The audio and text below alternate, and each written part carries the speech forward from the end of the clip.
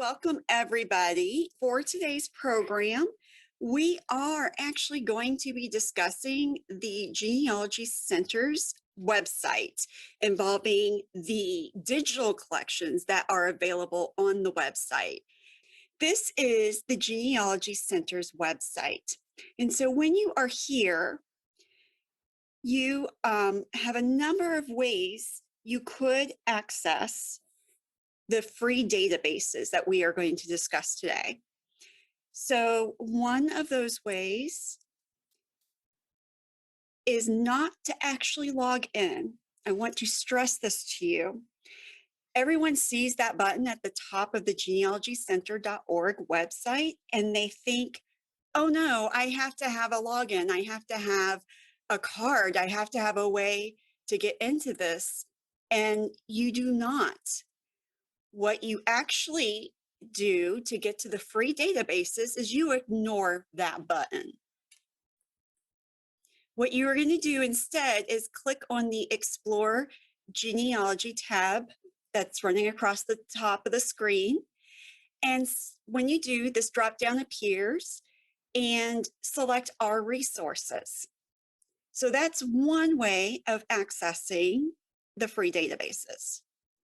The other way is once again on the genealogycenter.org page, but if you scroll down below the books and such, there is a green button that says Our Resources. So either way, it's Our Resources, and this is written out for you in the handout. And so when you go to Our Resources, the page that comes up next is the page that tells you about the databases we have.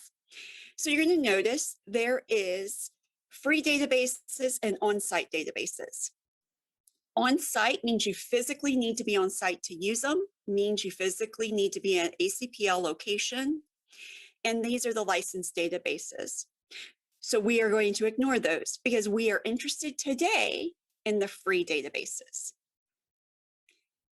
So we select the free databases, and when we do, it opens up to the first page that starts to list all of our freely available materials.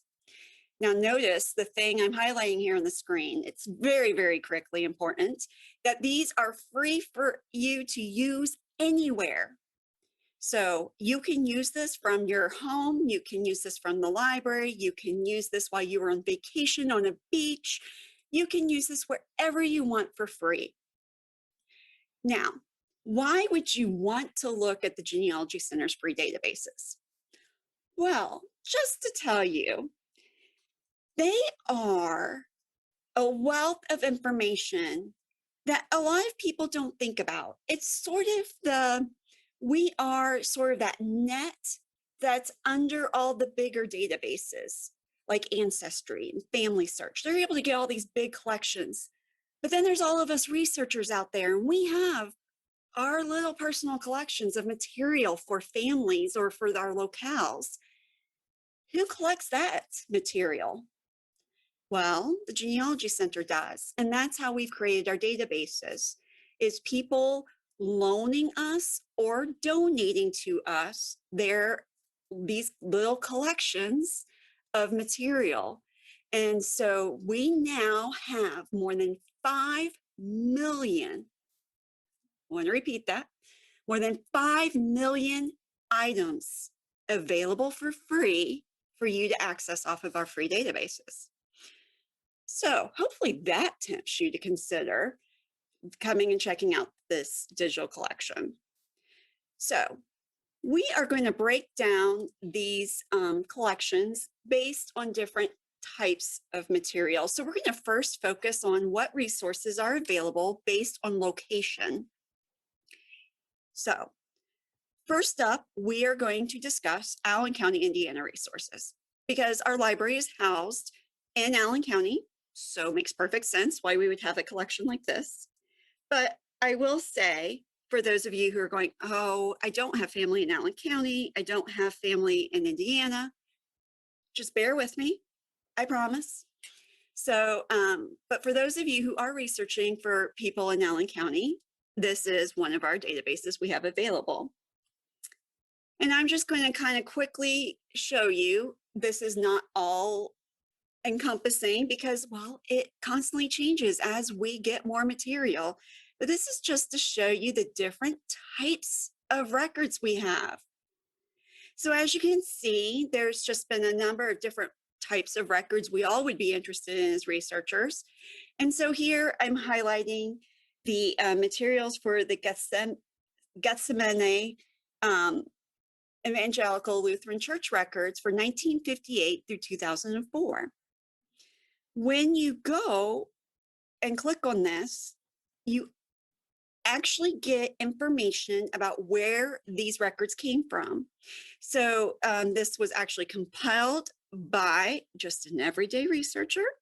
It was given to the Genealogy Center, and the information was published in a book, and then more information and data from the actual church. And so you have here where you do have a search box. We will go into searching later in the program.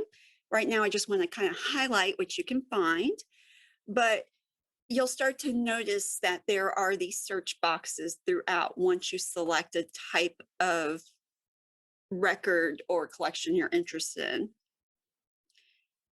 And so here, if we look, and I look for the name Gogolin, which is the name here locally in Allen County, I start to get a list of individuals.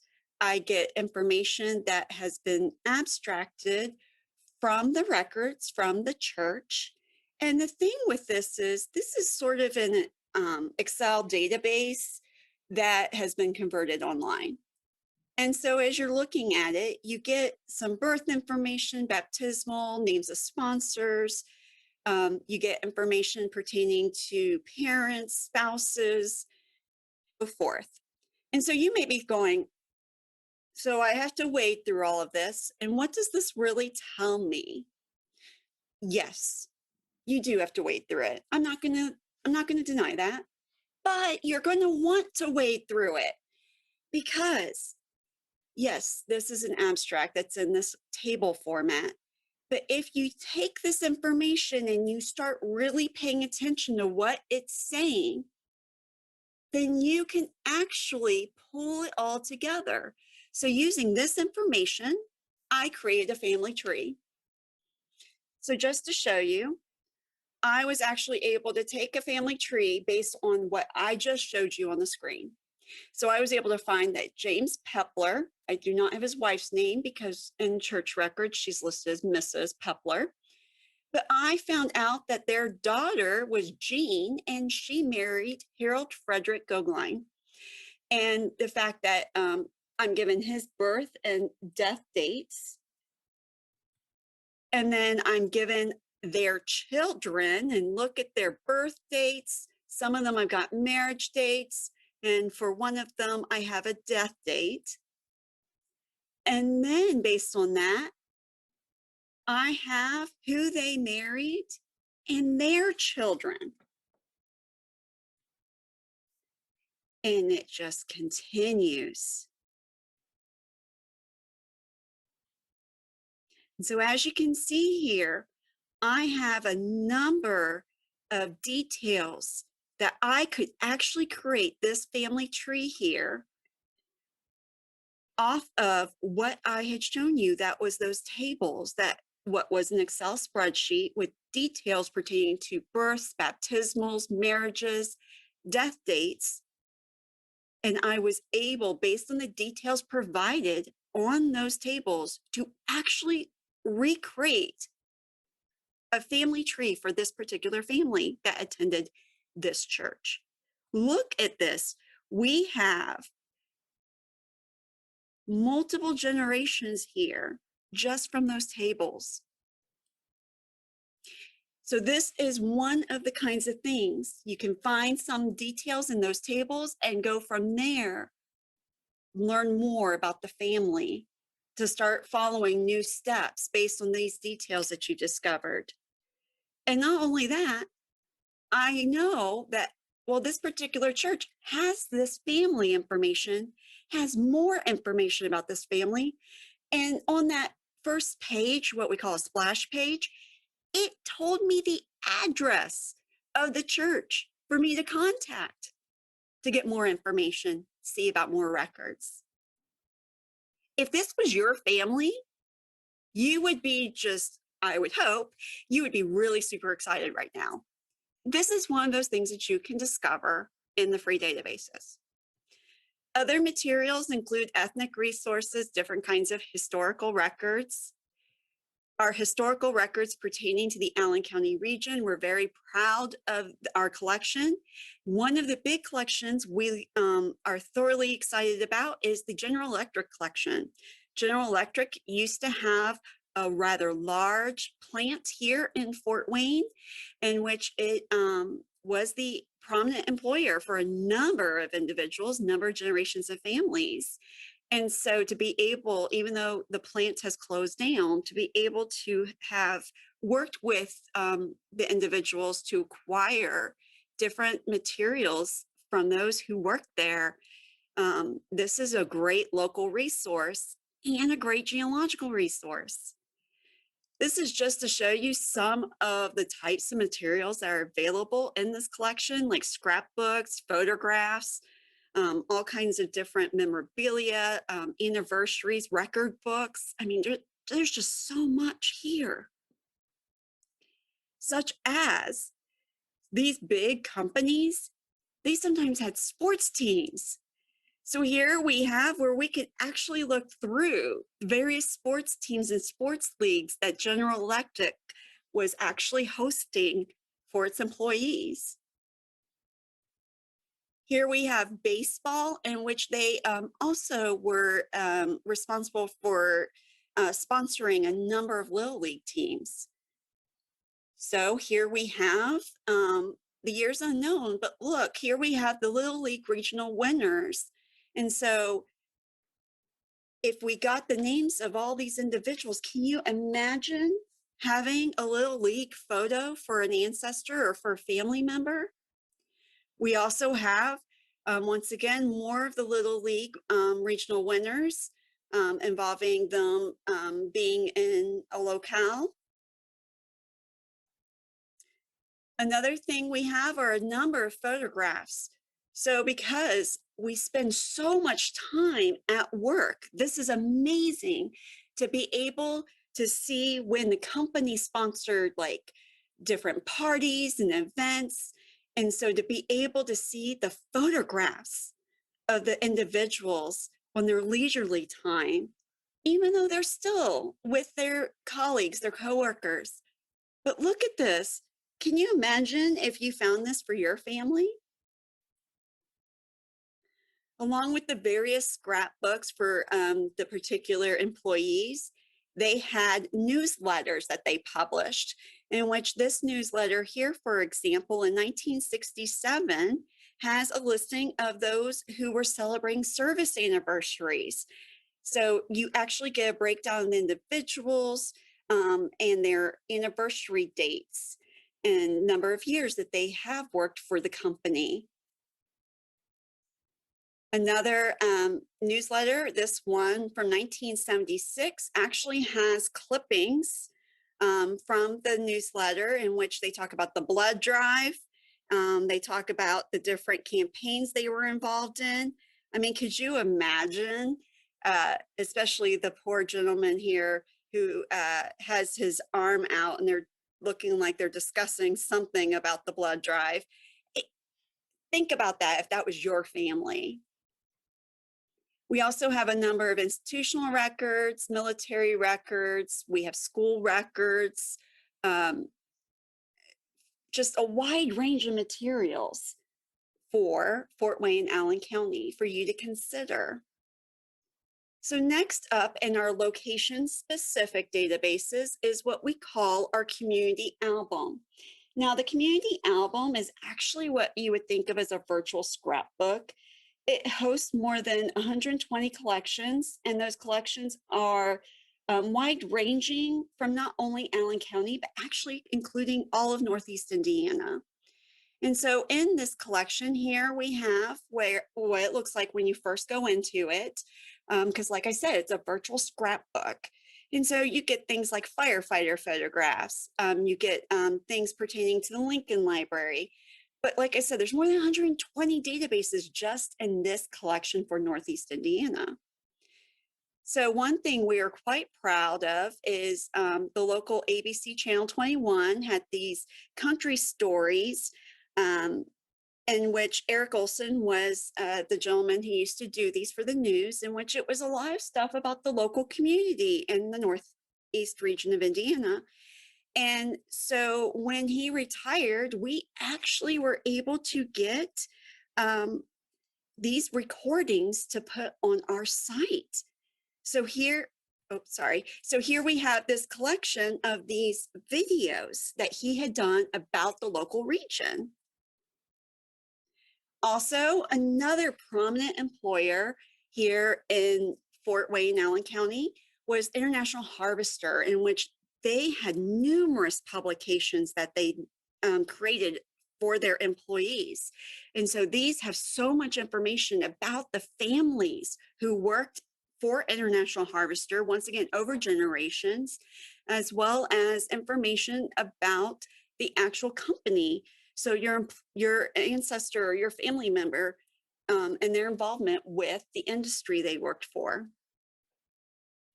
Another great collection we were so proud to get was the local Masonic Lodge that's downtown. It's one of the oldest Masonic lodges in the Northern Indiana region, and we were given permission to digitize their ledger books, starting from the first meeting in 1823. What's amazing is if you were to come visit Fort Wayne and look at all the names of the streets, those gentlemen are the names in these books. And then there's the William Warfield Diaries. This is our more recent edition that we are quite proud of. And with this collection, we worked with the local African American Historical Society and Museum and being able to digitize Mr. Warfield's diaries. Now, Mr. Warfield was a prominent African American who, I say prominent because he was, he acquired a lot of property in Fort Wayne. And so he had a lot of interactions with people over his time. He also worked side jobs, working for all kinds of people in the Fort Wayne area. And so his diaries are not just about him. It's about the history of Fort Wayne. It's about the history of these individuals who were living in the area. And so here's an example. Here we have from March 1909. He says, Monday, Dr. McKeenan called me by phone today. He is just recovering from a sick spell. He had me clean his office and made him a fire. I telephoned the real estate people that we had changed our minds about buying the Wayne Street house. Harry Underwood and I had a talk on Calhoun Street. He just sold a pair of horses for Bedell. The price was $50. Harry wished to sell them for more and get a commission, but was disappointed. So look at the names of the individuals who I can find just in this diary entry for one day. 1922 in November, it's a Wednesday. Samuel S. Kelker, a Civil War veteran, died today at 80 plus. John Greer, who was an ex-policeman, died today at 62 plus. Both were white and well-known. I went to 1618 Calhoun Street and cleaned out the rough dirt in the room vacated by Daniels. My wife was called twice to her sisters, Mrs. Ramsey, today. Mrs. Ramsey is very ill. Doctors Harrod and Connor are in attendance. Oliver Lee came for my wife the second time. And then Velma, Barbara, and Sarah attended the Palace Theater. Once again, look at, this is one day's entry. Look at all these individuals he talked about in this entry. And then we have here in 1929 in February, it's a Wednesday, in which he says, two below zero this morning. Warmer this evening, and is predicted it will continue to warm up. This morn, I went to the barn at 521 Holman. with Mr. Bob Martin to see about widening the door. He can't get his car in as the door now stands, and also put cupboard locks on for Mrs. Martin this afternoon. My wife received a letter from her niece stating that her husband's father, Mr. Chavot, is dead in Lima, Ohio. Miss Scott, a nearby neighbor, came again and borrowed some coal from us this afternoon. Had I taken her in as a tenant a few months ago, I would have lost a lot of rent. Frederick Douglass's 34th anniversary today. He died on a Wednesday, and I was in Fort Wayne, Indiana, then as I am now. I had just quit working at the Wayne Hotel. My friend Ed Smith came in and said, "Your friend is dead." And when he told me who, I was shocked and very sorry, for I greatly admired him. He presented our graduating class our diplomas in 1888 at the Congregational Church in Washington, D.C. I attended Wayland Seminary in that city from June of 1886 to October 5th of 1886.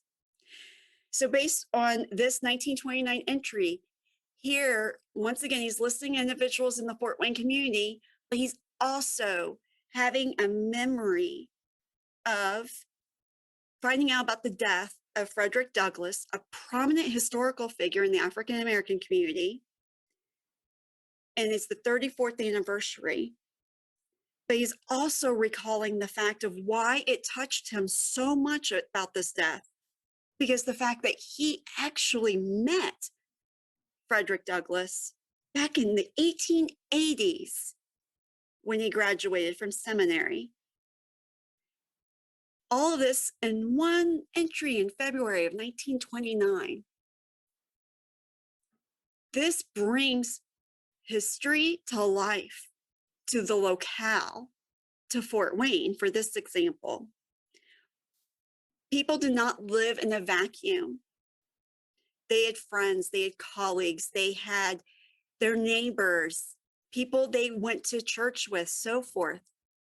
You don't know who your ancestor might have been friendly with, neighborly with, or involved in some fashion as an acquaintance.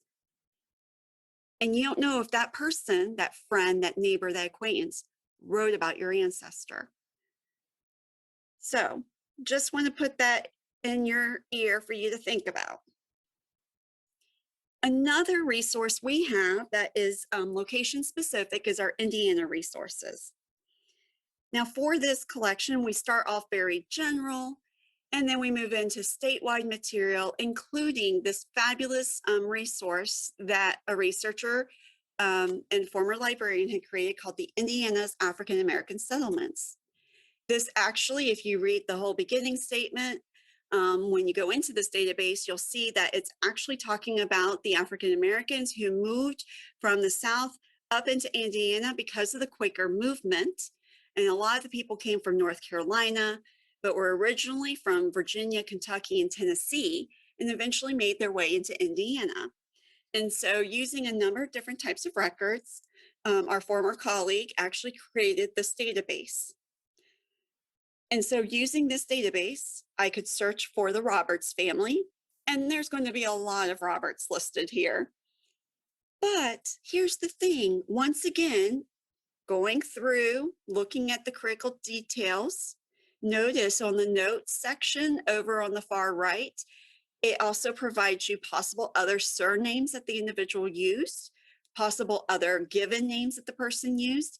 And as we go along, it tells you some of these relations that some of these people are the son of.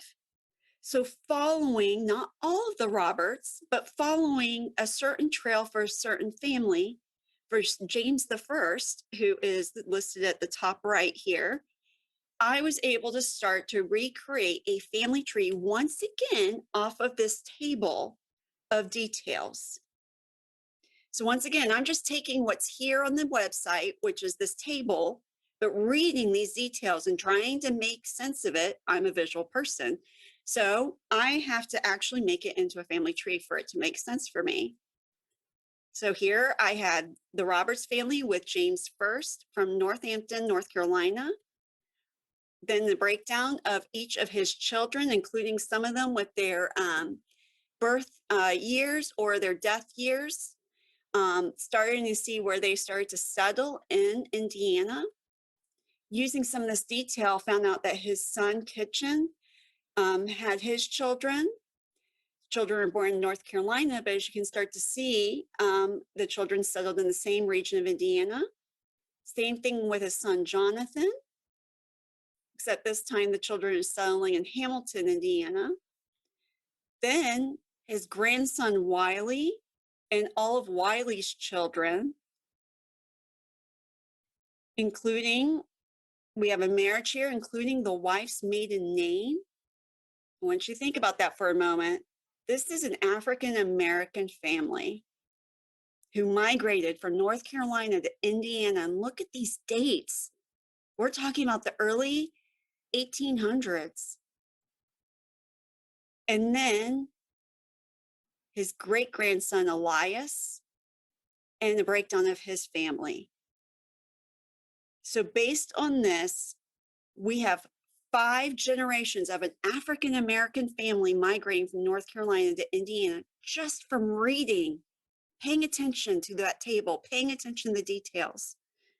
So yeah, it's not in a straightforward format that we might be used to, but the detail, the information, that critical stuff that we are looking for as researchers, it is there. There's more Indiana material based on a variety of counties, as you can see here. Among the different county materials that are available, we are missing some counties. So if you have information, we would love to have some of it. But things that you don't think about, Franklin County Brand Book. So basically for the animals and such on the property, they had to create a brand. So that way, if their cows and so forth cross boundary lines, they would be able to distinguish their animals from their neighbors' animals. And so it gives you a breakdown of the history of how this all came about. And then it provides you a list of the individuals and the dates. And if you select one of them, you wind up with the actual digital image from the brand book. So this is early 1800s. So this page here is saying that Enoch McCarty marks with crop off of the right ear under an upper bit and crop off the left. And this was dated February 19th, 1811. And well, Mr. McCarty did not pay the fee for his brand. Charles Scott's mark was a half cross in the underside of the right ear and 2 slits in the left ear. That was dated the same day in February 19th of 1811, but he paid his fee. More resources, Hamilton, Hancock County, just so many different county materials. Here we have Hendricks County divorces for 1891 to 1960. We once again provide you the detail about what the information is, and it tells you who to contact if you want access to the actual records themselves. So once again, this is a table, but based on it, look here, we have Annette Cooper, and she is getting divorced from William Cooper, in which March 4th, 1909, she has a change of venue for the divorce. September 23rd, 1909, the divorce was granted. But January 15th, 1914, there was a petition to modify the divorce decree. If there's a petition 5 years after the divorce, that means that there is either something financially involved, he was paying possible spousal support for Annette, or there's the possibility of children involved. And so you would want to see what the actual documents say. So finding this easily on the website, and then being able to contact the courthouse to acquire the records. And then the one below, William Cooper, who's divorcing Margie Cooper. Here we are told Margie is changing her name to Margie Atkins. Typically, when a woman's changing her name post-divorce, she's usually returning to a maiden name. So look at this, where you would be able to get a maiden name for 1953 for this woman. More Indiana resources for more counties. As you can see, just a lot of great detail, a lot of different types of records, different things pertaining to school records, church records. And then here we have a funeral home. So here it gives you details about the Jacobs Brothers Funeral Home, in which we can once again do a search. And here we have Mrs. Melvina McGee, and her funeral was December 8th of 1956 at 1 p.m. at the Mount Olive Branch Baptist Church. We're told that she had to pay, someone had to pay for the cost for services, casket and address, cost for a motorcycle escort, hairdresser, lady attendant, and the clergyman. Mrs. Melvina McGee died December 3rd, 1956 at 9:45 at 900 Indiana, apartment 730, but her last residence was actually 403 Agnes Street. She was born in Canton, Mississippi in 1894, and she has lived in Indy for 23 years. So we are given a birth date, where she was born, and we're given a migration time period for when she at least arrived in Indy. We're told that her husband is Ellis McGee, and he's 64. We are told her father is Elijah Cummings and her mother, Cornelius Luckett. Oops. And the person providing the information was her husband, and that she was buried at New Crown Cemetery. And we're given the actual location within the cemetery where she was buried. Now note that this is going to be charged to Mr. Ellis McGee, her husband, which makes sense. And so some of this information could be found on a death record, but would you also find on a death record something like this note here that says Mr. McGee is ill and in the hospital? And so who paid the bills then? If we start looking through the payment record, we see that there is actually the first check here is from Alonzo McGee. Is this possibly another family member? Who is this gentleman? Look at these different details, family connections, and new places that can be explored from finding one document on this site. More information for more counties in the state of Indiana, including Noble County, where we have Oak Park Cemetery burial permits and record books. Here we have where you can actually go alphabetically through the index. And once you do, here we have Mary Kuntz, and it's saying that her information is on page 70A. And so when we go to section A among these records, we find that that 70A is section A. Here's entry 70, in which we discover that it is the southern 3/5 of the burial lots were transferred to a Freeman, E. Tyler, and a Zetta Tyler on June 3rd, 1965, by a Myrtle Ferguson of Warsaw, Indiana, who happens to be the heir of Rudy Kuntz. They have a diagram of the cemetery lots. And so for this particular lot, in lot 70 in this section A, we have Ruby and Mary, and then we have no one in the third one, and then we have the Tylers. Using the burial permits that are also available here, we are actually able to take that breakdown and look at the records pertaining to the burial permits for this particular burial. And so as you can see, based off these records, we're given quite a bit of detail from the Division of Vital Records involving the individuals who are being buried. So here we have the individuals, and this is just showing you based on using those burial permits the details that were available for each of these individuals who are in this one lot, even though they are two totally different families, not even connected to each other. But we are given details such as birth dates, death dates, and the funeral homes. More materials available for a variety of counties in Indiana. And it's just to give you just a taste of what's here, and it changes so frequently with what is available.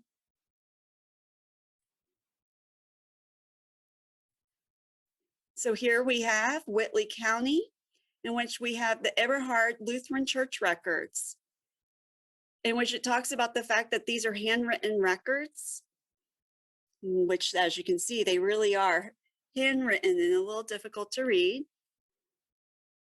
But they have baptismal records, membership record books, in which we have here Bernice, in which they have her maiden name, Warwick Ferland, her husband's Ferland Forst. We're given where she was baptized. We're given the name of her congregation she's a part of, when her marriage took place and where, and we are given the name and birth dates of her children. On the back, it says that she is the sister of Mrs. Searbang. So there's a possibility of finding another family member in those records. So as I said, if you were patient with me, not only was there the Indiana material and the Allen County material, but there's other state resources. So for other states, once again, we start off very general, but then we move in alphabetically by the states. And some of them, it's hit or miss what we might have, but we have some very rare records available here. So here, as you can see, the state of Illinois, we actually have some records that are really interesting, the Elwood monthly meeting records. So this is for Quaker records, in which, as you can see here, they've got a number of different types of records available: births, marriages, and deaths, monthly meetings, different certificates, including marriage certificates, people who were received or removed from the church itself, variety of minute records, other types of records available for the Quakers, their roles and reports for the membership, as well as specific meeting minutes for the women's groups. So here you have an example of the Thornton family with their birth dates. And the next page has notes, including death information.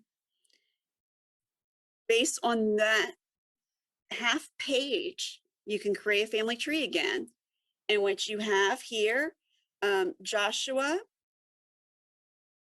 died in 1867 and was buried at Hopewell. And then as we continue looking at the different family members, Esther was a member of another monthly meeting eventually. That Enos was eventually disavowed based on those papers. And it continues with more of the family.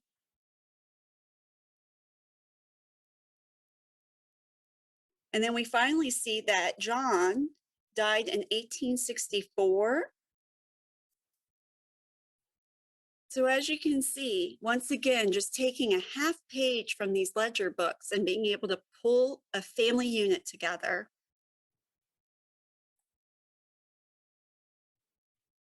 Other states, once again, it just continues. There's just such wealth of information available here. Some of it pertains to military, some of it pertains to cemeteries, some of it pertains to broad resources pertaining to different kinds of different organizations. Just so much available for free on this site. So here, as we look, we do have materials for, say, Michigan, in which we have this family that actually provided diaries, in which you can actually go through the family diaries. And once again, our ancestors did not live in a vacuum. Continuing through other states, lots of different counties, and just a number of states you wouldn't expect, like Montana and New Hampshire. And so here we have actually a record book that was kept in New Hampshire by a Quaker. But in this book, he actually kept all kinds of information, little details of what was going on just in general in the world, not necessarily Quaker related.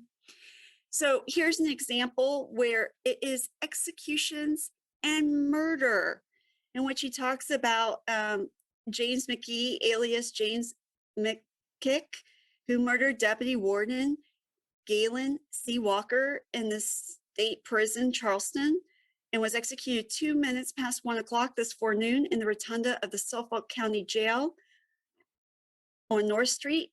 And Sheriff James M. Clark himself was officiating. The next one for Jean-Baptiste Deforge, that one is actually for Montreal in Canada. So truly, it's not even based fully in New Hampshire. It's just a gentleman in New Hampshire was collecting this information.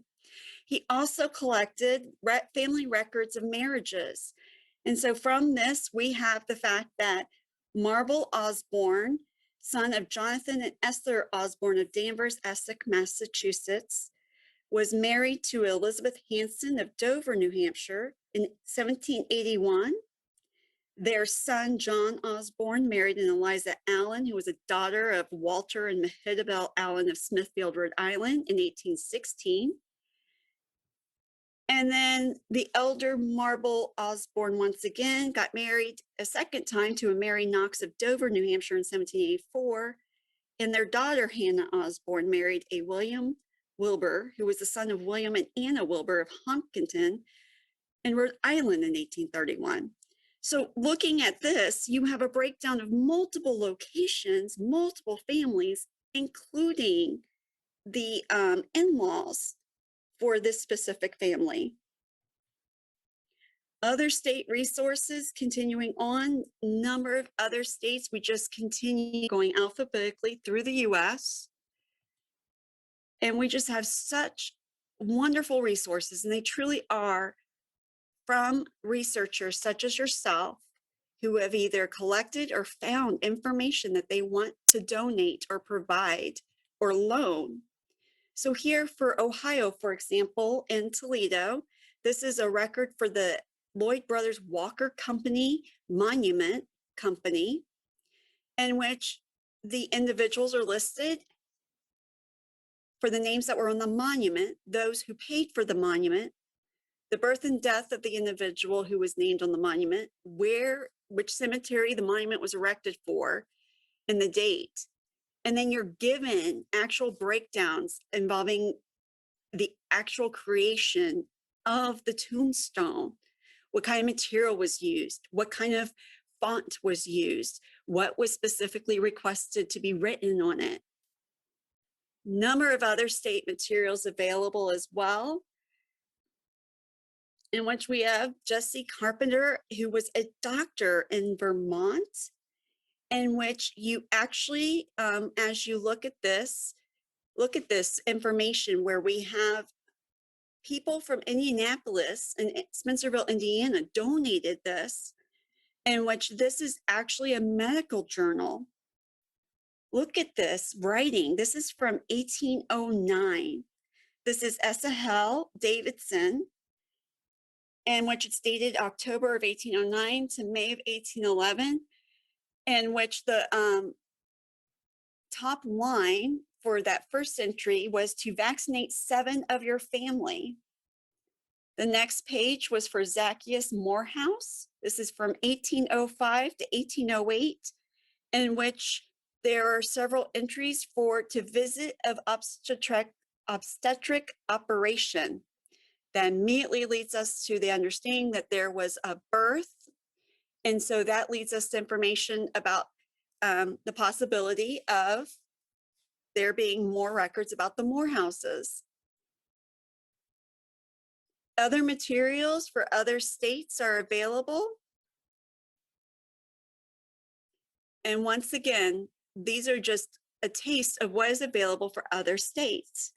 We also, at the Genealogy Center's free databases, have ethnic resources. So with the African American Gateway, you can select based on a particular state you're interested in, a country, a particular subject. And when you go there, this example's for North Carolina, you actually either can link through websites or get a bibliography. The websites is because this material is so hidden sometimes, or you have to dig really deep in these websites to find information. We dug some of this information out to provide you the direct link. So that's what the websites are, and they're alphabetical. And the bibliography is materials we have in our collection for African American material based on these specific subjects. So here's a listing of the websites. And this is a listing example for the bibliography. So as you can see, the bibliography, it provides you the actual call number in our collection here at the Genealogy Center, or it tells you the microfilm rolls where you can find this information. We also have a Native American Gateway in which you can see what there might be pertaining to Native American research and different types of records that are available, including here we have a records of the Miami Indians of Indiana, in which here we also have a journal of a party of Potawatomi Indians from the Twin Lakes in Marshall County, Indiana, moving to their homes on the Osage River in the West Territory. We also have the will of what was known as Miami Chief Little Turtle's great-grandson, who was known as White Loon, from 1877. This is a will from a Native American in 1877. And it is basically like what we would expect of a will, where it's talking about paying the debts, and it talks about who he wants to bequeath his materials to otherwise. Outside of ethnic resources, we also have family resources. Did I mention 5 million records available for free? So we have the front matter from those family Bibles that we all have, in which we break them down based on the different names that we were given for the particular family, in which you can search and you can actually get the name of, so here we have a Warner family Bible, but it's the Pentecost family listed, in which we actually can see a transcription and we can get the original images. So we can have the transcription and the original images for that material that's in the front matter of a family Bible, where we record births and marriages and deaths within the family.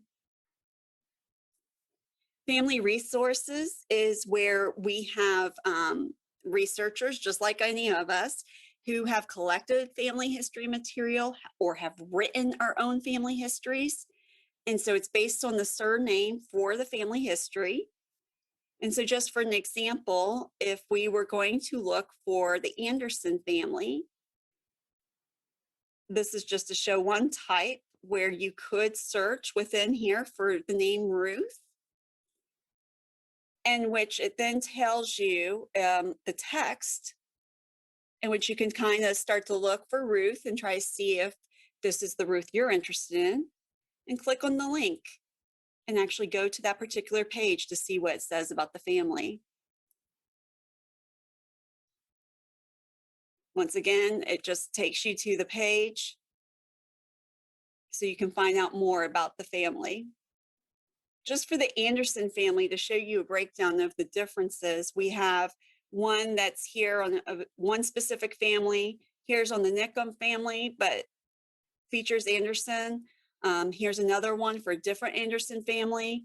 Here we have the Treadway collection that has Anderson books. And then we have this Hultgren compilations that has Andersons. So just to kind of give you an idea of the broad overview of the different kinds of family histories. One of our prominent collections that we are so proud of is our military heritage. It's where we have collected photographs, diaries, letters, documents, any kinds of little pieces of the history of those who have participated in our military, going back from colonial era to current. And so as you can see from the page, it really does cover all the different types of military action, including peacetime service. This example here is from War of 1812. It's actually the pension index card is what's appearing on the screen right now. But we're also, the person who donated this provided an actual genealogical report, as well as the records pertaining to the actual pension. We also have Vietnam War material. So here we have information about a gentleman who died in Vietnam, in which we actually even have a casualty report that was given to us, as well as information about an honorary decree that was given pertaining from the president of the Republic of Vietnam. Here we have for the Korean War, this is like a yearbook for the field hospital. And so you have the actual men who were a part of this field hospital in Korea and their images. And then we also have all these like correspondence and all these personal details. So here we have an example of this couple who were engaged and eventually got married during the World War II era while the gentleman was serving. And so it's a collection of their records corresponding back and forth, including other family members. And so here, for example, in this letter, we have Friday, August 27th, 1943. This is from his mother to Glenn, who was the soldier. And she says, Anne and I got along famously yesterday with our job of serving the ladies. Of course, Mary fixed most everything. There were 33 present, including Aunt Lenora and Idabel. I guess Aunt Lee will be a grandma about Christmas time. I took Dad to work yesterday morning, and Walter Hartline came out to talk to me while Dad fixed a piece of the plow. He said he surely did hate to leave the National after 17 years. I saw Retta Hennes yesterday, and she said Earl told her to ask me for your address again. The first one we sent him was blotted or something. And Rhea Reed was working in the library last evening. She said she had to shut shop for a while and go to the central office. Max had called her. He was transferred from Florida to Buffalo. He is an aviation cadet and says he will be in school in Buffalo for 6 months. I can't see why. You were only in Alabama about 3.5 months. She asked all about you and your work. And I had a nice letter from Ellen on Wednesday. Ellen being the fiance who eventually becomes Glenn's wife. We are eligible for a new tire now and have recapped one to pick up at last. So we will be able to get along a while longer. Cliff is to plow with the tractor and Paul with the 3 horses. This is one single letter, and look at all the different family members as well as neighbors who are discussed in it, including information about a colleague of the father and his years of service at the employer. Just such rich detail, single letter. And yet, look what all we can find, because our ancestors do not live in a vacuum. When you're searching these collections, you can search right off the top of the Genealogy Center pages. Every page on the genealogycenter.org site has the search boxes. So the one that says search free databases, you can search there. Here is the tip, trick, the thing to keep in mind. You only can search for the surname. Just the surname, please keep that in mind. So you can search for surname Treese, and it's going to tell you among the various databases and the number of matches that are available for that particular surname. And then you can click on the individual resources that are listed here on the blue hyperlinks, and it will take you to those sections. when you saw, we were able to search within some of the collections themselves. So instead of doing a broad search, we could just go into a specific collection and search there, where we could search for both the last name and the first name. They actually have a description about how to search when you're in those individual collections, where they offer you the option of fuzzy, which is the first few letters of the name, or it can be the last few letters of the name. It's just going to search for those particular characters you put in there. Exact search is exactly what you put in, and Soundex is based on the sound of the name.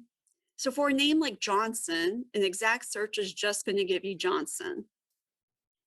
But if you do a fuzzy search for Johnson or Johns, Johns, look at all the possibilities. And then if you do a surname search for Johnson using Soundex, well, the sound of the name comes up with a variety of possibilities that possibly the person could be listed under. So keep that in mind, that you do have a number of options for searching the free databases. So I hope today you have seen that you have access to all this information, whether it's Allen County, Northeast Indiana, Indiana, other states, ethnic resources, family resources, Bible records, and military records on the genealogycenter.org website. Questions?